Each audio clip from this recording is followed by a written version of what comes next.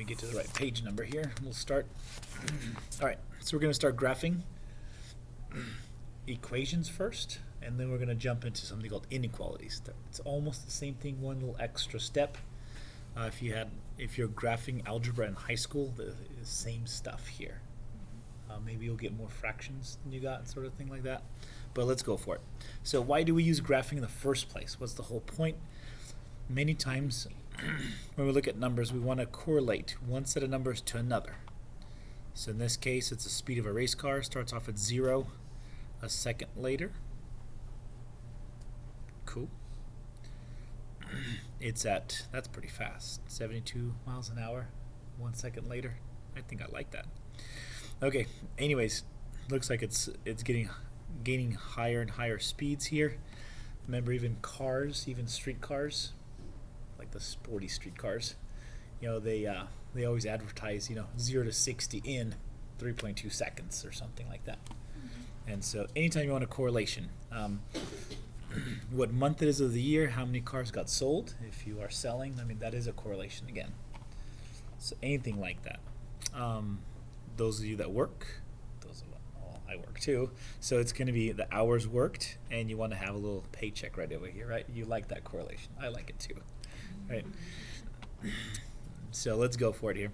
We can represent this as a data set. This is what it calls right here. It's a bar graph, if you like.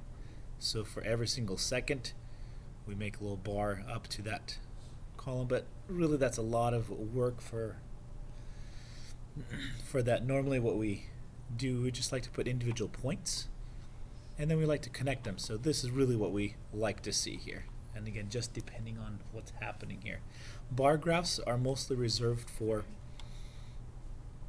categories. So like south, east, north, or something like that, or cities lined up, and then you have certain numbers. That would be sort of like where you're going to use bar graphs.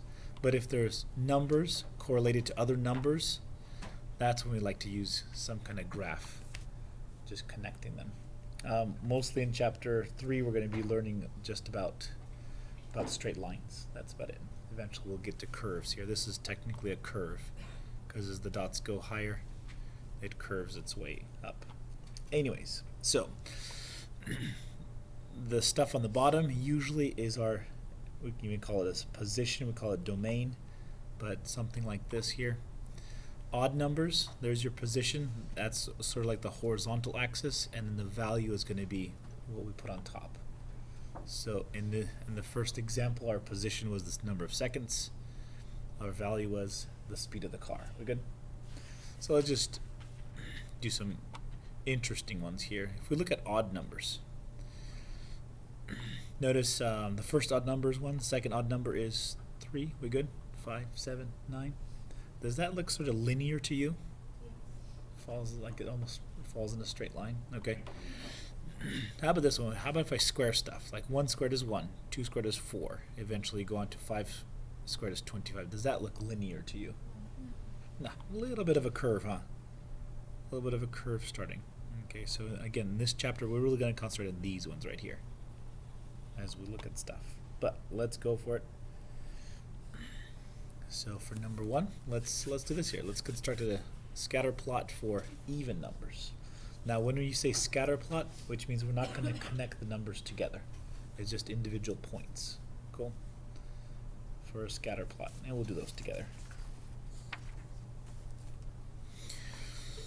So position sequence. So the first even number is going to be, and again, if you want to, you can write it over like this. This is the way the book does it, so I'll do it this way here.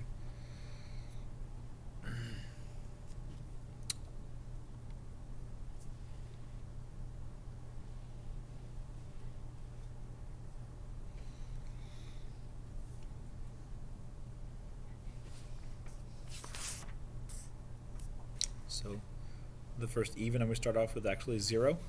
The second even number is 2. Third even number is 4. And we can go 0, 2, 4, 6, 8, all the way up to a 10.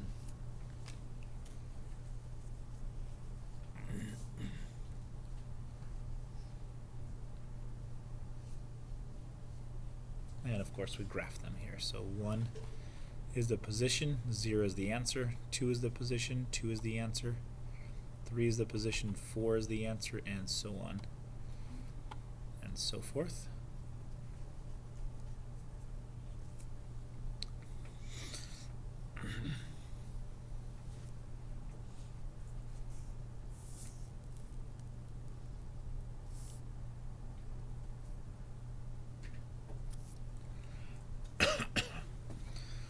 Alright, and then once you sort of establish the pattern here, because if you stop here, then this little number 7, there's nothing to graph to it. So then in a sense, what you're really saying, you're done. But what you can do with the scatter plot, 7 would have to then go to 12, is that right? Mm-hmm. So here, if you go all the way to the end of it like this, that means it could be that it's still going to go on and on and on. We good?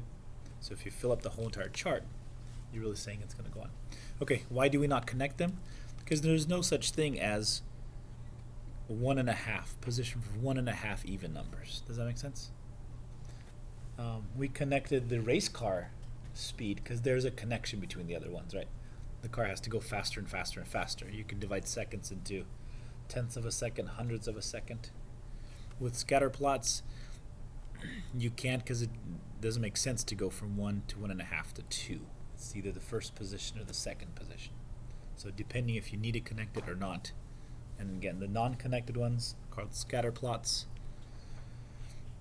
As we go into the connected ones, those are going to be graphs for us. Cool. Okay. There. All right. What do we normally graph? We normally graph on X and Y coordinate system. It looks just like this. I think you've seen it before. You have something called the Y-axis, which comes straight up and down. You have the X-axis, which comes across. And again, even numbers above where they meet, odd numbers below for the Y-axis. For the X-axis, even numbers, sorry, not even numbers, positive numbers above where they meet, negative numbers below. X-axis, positive numbers to the right, negative numbers to the left. And then there's something called quadrants. And these are always given in Roman numerals. Not that important right now. Becomes very important once you get to trigonometry.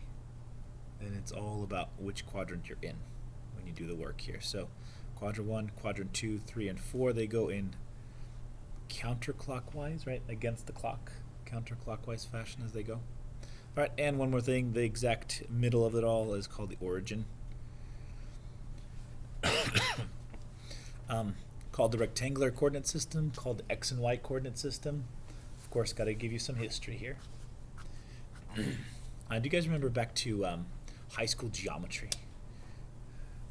When you guys were doing, you guys did something called Euclidean geometry. Remember you guys had a little compass and you guys had a little straight edge? Too far for some people, okay. You put the ruler down, but the teacher said don't look at the numbers, right? You just make a line, and then you can make half a line by doing the little compass and protractor and all that good stuff. Well, that was called Euclidean geometry. You kind of worked without numbers. We good? It wasn't until about 1500 AD by the guy, the name of Rene, he has a funny little name, Rene Descartes. That's his name. Well, he invented sort of this. He was trying to figure out a way to fuse Euclidean geometry, protractor, right, and algebra. How do you like put numbers around and all that good stuff? And so, as the story goes, he was laying down in his bed one day. He looked up to see a fly on the ceiling. Technically, that's a geometry sphere, right? It's just the ceiling.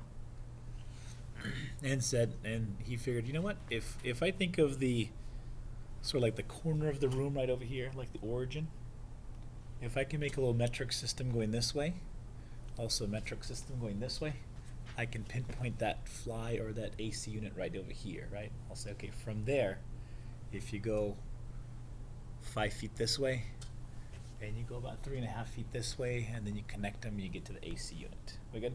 Oh, okay. That started this whole process. That actually allowed us now to fuse algebra and geometry together. Cool. Otherwise, you would learn chapter 2, what we just learned, and then you go to your geometry class, and you start graphing a line. But because Rene Descartes was here, he put these guys together now. Now we have a grid system that actually has numbers and lines on it, and we can take an algebra equation. This is kind of weird. Look at this. Anybody say, does that look like algebra? We're going to answer this question by means of a line. Cool. So we're going to answer an algebra question. It says solve this. Solve 2x plus 4y equals 6. We're going to say sure. And we're going to use a little line to solve it, to say that's the solution. Anything that's on this line is a solution to that problem. Kind of cool? I think it's kind of cool. We fused algebra geometry together. All right, in honor of him, sometimes this is called a Cartesian coordinate system. In fact, that's the way it was always called until 1970s or something. Then start calling it the rectangular coordinate system. All right, just want to say that's like cool. That's a different invention that's like never seen before until about 500 years ago. We're like, whoa, we can solve this stuff. And because of that, then you have all this. Then you're able to put numbers on the bottom of a grid, numbers on top. We can actually visualize algebra. We can visualize numbers. Whereas before, it was just sort of written in a sentence. I think that's kind of cool. All right, how do we graph? I think you guys know how to graph here. If you're graphing pair of points, if you're graphing ordered pairs, and ordered pairs go like this, the first number tells you if you go sideways. If it's negative, you go to the left. Positive, you go to the right. Second number tells you go up and down. If it's positive, you go up. Negative, you go down. I think you guys know that already. But we always start off at the origin. If you are graphing a ordered pair, we always start off at the origin. So 5 to the right, 2 up. That's what positive 5, positive 2 is going to make.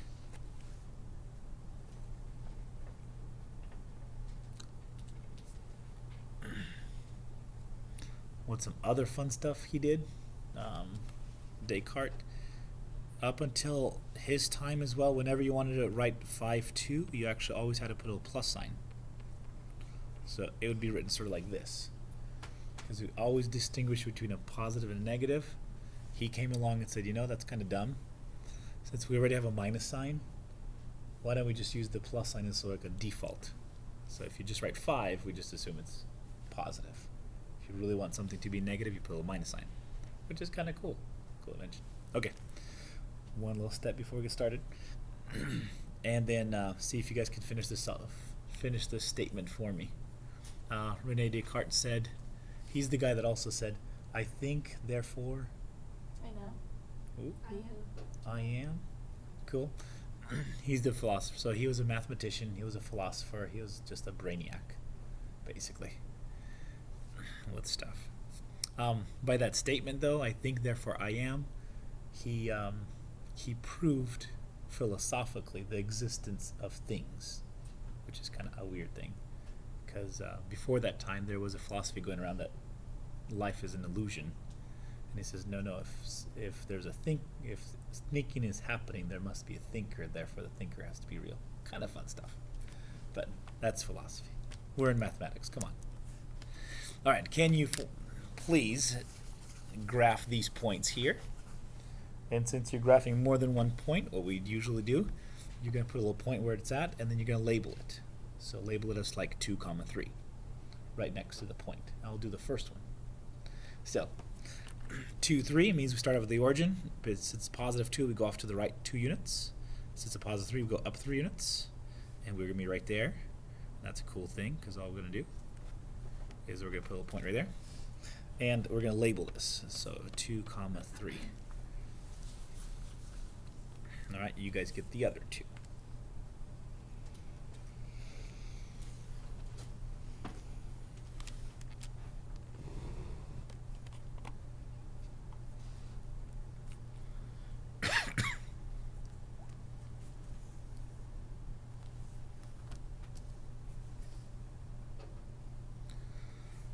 All right, hopefully done by now, of course, because you guys printed off the matched problems, right? Yep, and then you don't need to make a graph or anything. You just plot the points and we're all good to go. So -5, +1, everybody good there? Mm-hmm. And -1, -3 sends you all the way down into quadrant 3 right over here. Okay, got some more for you. all yours with those. Give you a minute or so. All right, let's go for it. Hope you guys did this here. So for -4, 2, 3, 2, -1, 2. Check in here, 0, -4, and then 2, -3. Are we okay there? Okay. And one that's not on the, one second, don't turn the page yet. One that's not on the match problems here. This is homework. It's 29 and 31. I just sort of picked up 2 homework questions here.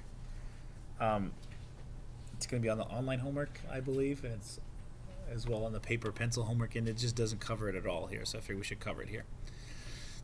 So the question is, let me get to it myself here. For 29, it says graph the points 4, 3, and -4, -1, and draw a straight line through those points. So if we do that, there's 4, 3, there's -4, -1, and we drew a line. Remember, to draw a line instead of a line segment, remember from high school geometry, a line extends in both directions, right? If you talk about a line segment, that means it just stops. And then what's the other one? What's the one that goes in one direction only? Anybody know that? First name of a famous jazz person? Ray. That's good. So it looks like this. This would be a ray. And then if you look like that, it will be a line now because it extends in both directions. Okay? Okay, the question for 29 is 2, 2, is it on the line? That's the question. And all we really got to do is we got to graph 2, 2.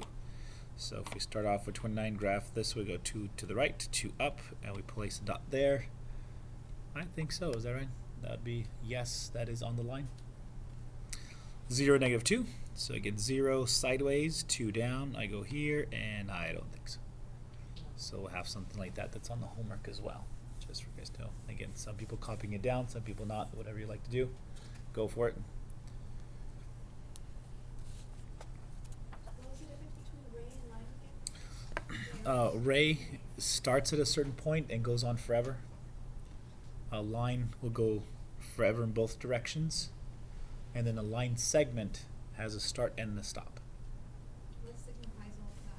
Like an arrow at each end or an open end? Line segment, and there's various line segments here. So line, for short, segment goes like this, and there's various line segments. Line segments could be closed dots, could be an open dot here, closed dot there. It could be open dot, open dot. We won't get into that much, but array, I gave 2 different kinds of arrays: closed dot extending forever, open dot extending forever, and then just a regular old line that's going to extend both directions. So it depends how many arrows you got. Oh, and the bottom one's just a line? Yeah, line, Okay. just extending forever. So we're going to do these a whole bunch.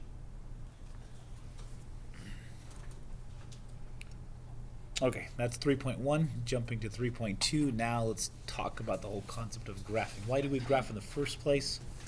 Why are you torturing us, Mr. H? That's kind of the ultimate question, right? Okay, so starting in chapter 2, we start solving equations. And if you can do this in your head, 3x minus 2 is equal to 10. I'm going to add 2 to both sides, is that right? Makes it 12. Divide by 3, and I get an answer of x equals 4. Voila. So stuff in chapter 2, we've been solving equations. And we've been solving equations with only one single variable. Usually it was x. So technically what we have in our hands is we just have the x-axis. And for these guys, all what happened was every single time it ended in a single number. Right, if we did this one, subtract 5 from both sides, you end in a single number called x equals 2. I can graph that at a single point and I'm done. Good there? The problem is this right here. Is now consider this, 2x plus y equals 3. I think I wrote it over here on the side, yeah, just so it would be a little bit bigger. Notice it's one single equation, right? But I got 2 different variables. I got an x and a y. So now the question is, how many answers are there to that particular, or how many solutions are there to that particular equation? 2. Let's take a look at it. Again, don't need to write it down, but just kind of pay attention as we go. So how about if I put in, the question is 2, -1, is that a solution to this? Yeah. Well, yeah, let's check it out. All we got to do is plug in the 2 for the x, -1 for the y, and the only question is, will that make that statement true? Everybody nodding their heads. Yep, if that's 4, technically 4 subtract 1 is a 3. Voila. Okay, now my question is this. How about 0, 3? Is that a solution to this problem?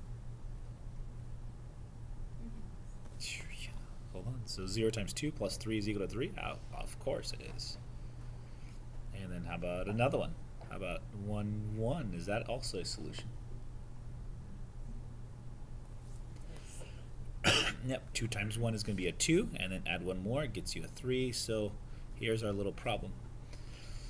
Because we only have one equation, but we have 2 different variables, any combination of certain x's and certain y's are going to allow us to add up to 3. So there's an infinite amount of answers here. So if I were to tell you, look class, your job is to list for me all the answers to 2x plus y equals 3. You'll be here forever. Your kids will be here forever. And your great-great-great-grandkids will be here forever. And we would still not get even close to all the answers. Does that make sense? Because if there's an infinite amount of answers, we will keep on going forever to write them down. We good? So that's why we need this whole concept of graphing. Cool. Because if we graph a certain line, we say, okay, and we put little arrows at the end, we say, voila, there's the answer. Any points that fall on that line are going to be solutions to that equation. Okay, we good? That's sort of the concept there. Okay, but let's start off the mechanical way here. Let's start off looking at certain answers here. That's right, I didn't even mention fractions. Fractions could possibly also be answers here, right? 2? Well, how about how of 2? 1, and then add 2 more. A whole bunch of stuff here. I didn't even start talking about square roots. We're going to put square roots in here too. Gee whiz. Whole bunch of answers. Which leads me to sort of consider this little thing right here. Okay, ready? Free. Now I'm going to charge you for it. Ready? Between 0 and 1, how many numbers are there? Let's take. So, like we put in this little 1/2 right here, right? 1/2 is a number between 1 and 0, right? No. Not? If we're talking about like fractions and decimals and all the other numbers. Is 1/2 a number between 1 and 0? Everybody agree?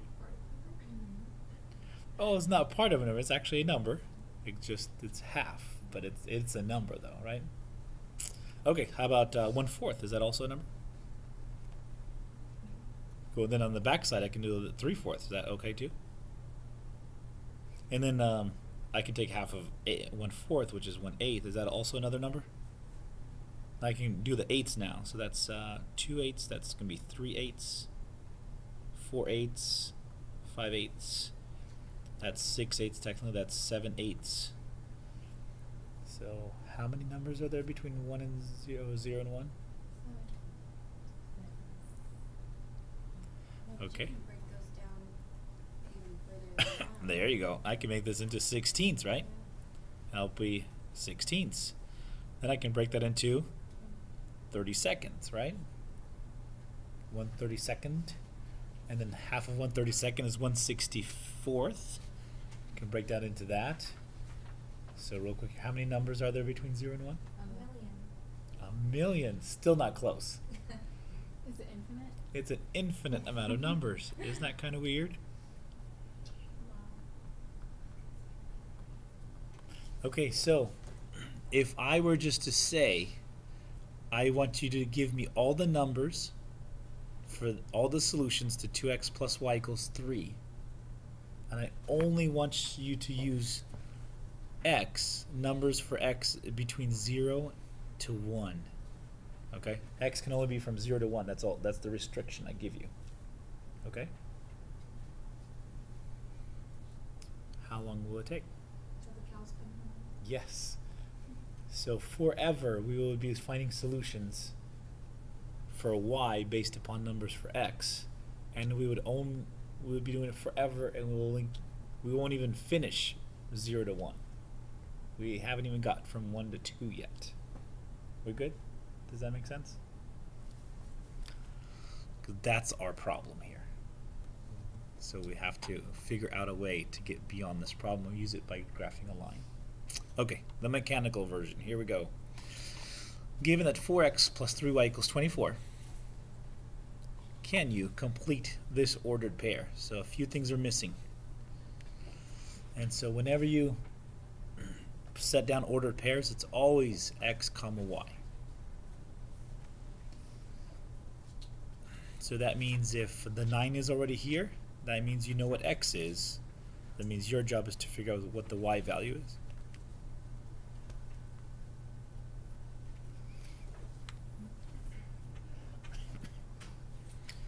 Alright, I'll do the first one here. Since it's 9 comma blank, that means I'm trying to figure out what the y value is. I'm going to plug in a 9 for the x value.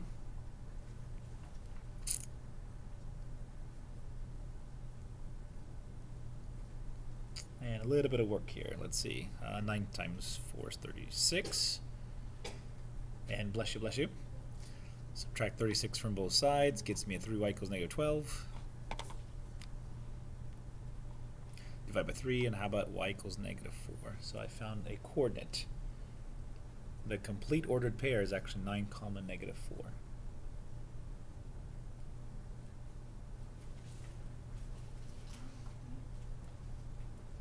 Alright, so now this one's reversed though. Let's see, if the blank is first, then the 0 at the end. So that means the 0 goes in for which variable?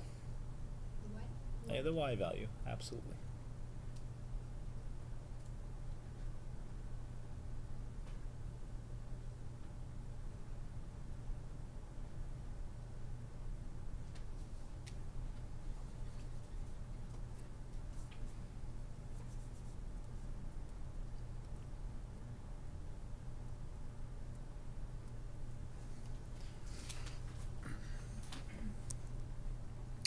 Alright, 3 goes in for the y value. 3 times 0 is still 0, so really technically 4x equals 24 or x equals 6. How we're going to write it, kind of careful here. The 6 has to go first because it's the x coordinate. Then the y coordinate. I'll leave you guys to do the third one by yourself.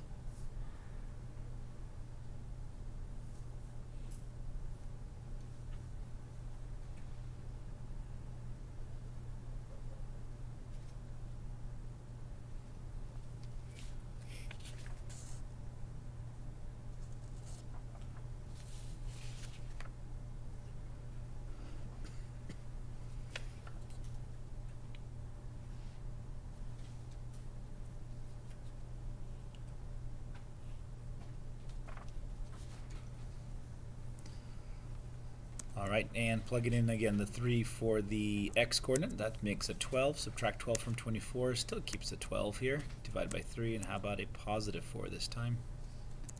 And there it is, 3 comma 4. Which I think you guys got already. Cool, okay.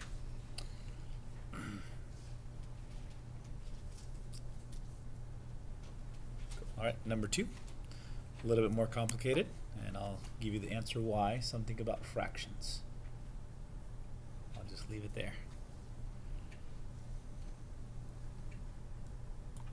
Alright, let me give you at least the answers to the first two. So plugging in a 0 in for the x coordinate, you get negative 2 for the y. And plugging in a 1 for the y coordinate, there's your improper fraction.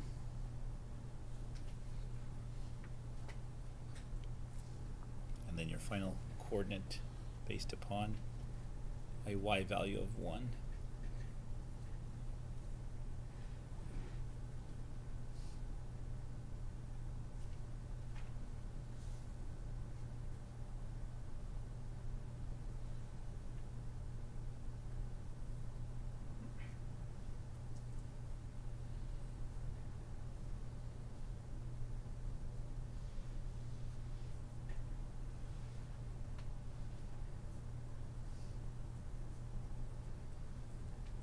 Everybody good with those first two? Let me jump to the second and two. Now plugging in negatives here. Plug in -1 for the x. Should at the end gives you a -8/3 for the y.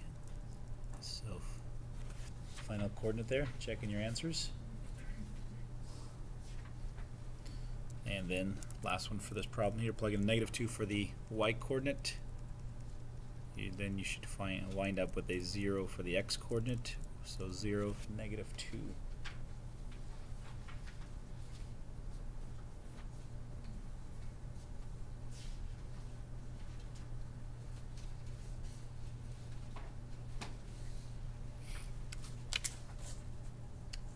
Alright, problem number 3. What is it? Why is it here?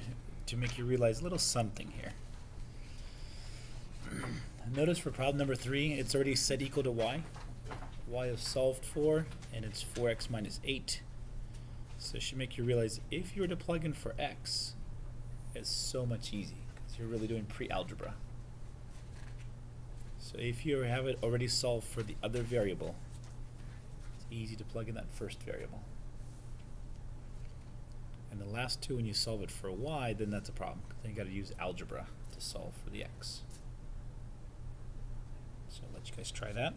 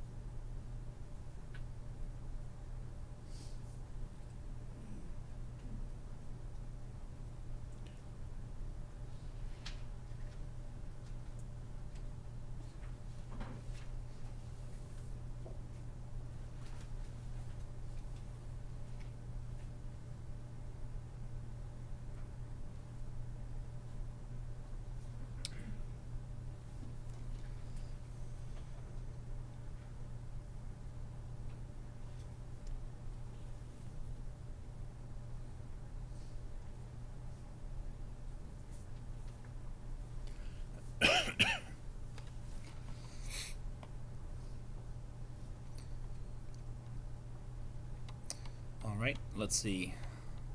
Plugging this in. Everybody okay with y equals -8?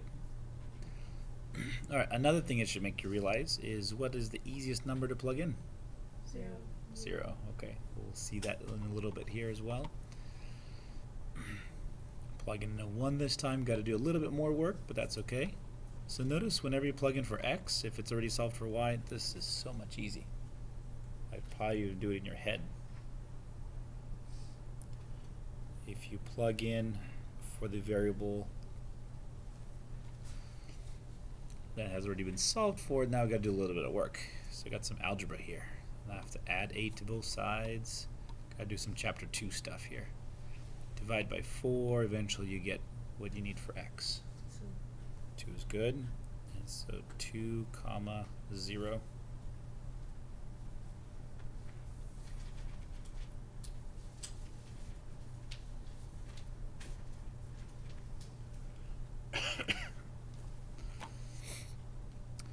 Alright, in this case, how about plugging in a 4 this time for the y value?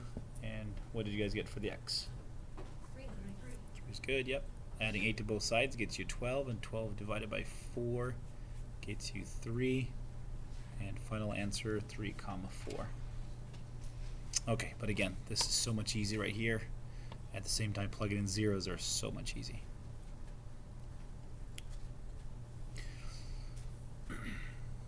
Okay, and jump to this one here. Alright, we got some fractions here. Also, what we're really doing is we're just trying to verify, just like we did earlier with the last problem in the last section, is we're just trying to verify, is 5-3 a solution to this problem?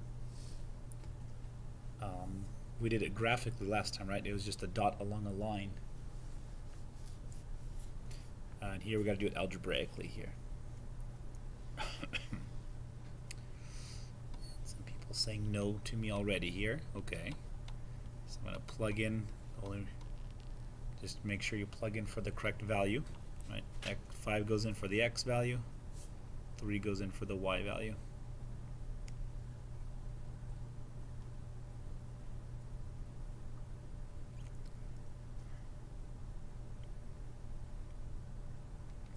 Alright, how about 9? This is 25 plus 15. I don't think so. That's going to be a 40 on that side, so no.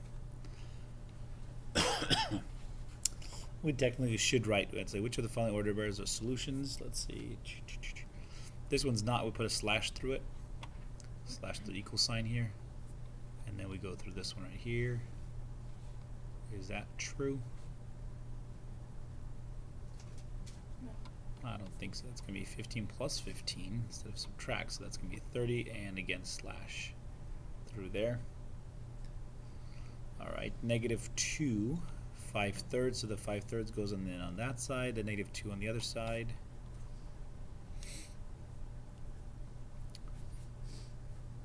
All right, I can make the little 3 into a 3 over 1. Is that right? Make anything into a fraction. 3's cancel now. On the left, I got a 5. Yeah. Cool. Yep. Negative 10 plus 15. That would produce a 5 as well. So the only solutions, you have to rewrite them over here on the side. Oh, sorry. Only solutions are the last one. So negative 2 comma 5/3. Now again, this is one solution of many, right? It just means those 2 points actually were not on the line. The third point actually was on the line.